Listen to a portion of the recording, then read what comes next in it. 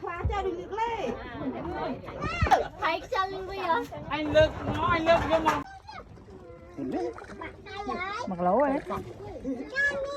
Bọc bên. Bọc kia là anh ơi.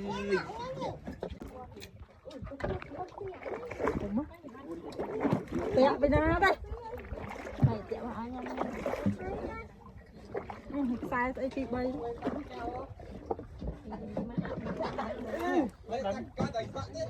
Rồi thấy ạ. Rồi thấy ạ. Thấy ạ. Một đẩy.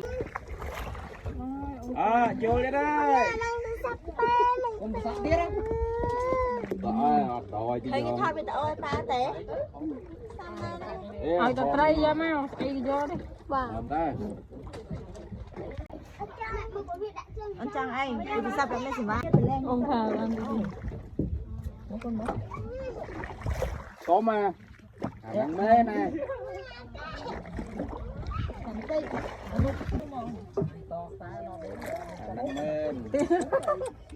Anh đang tí đây.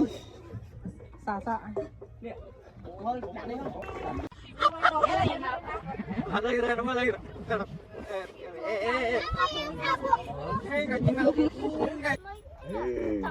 Không mệt.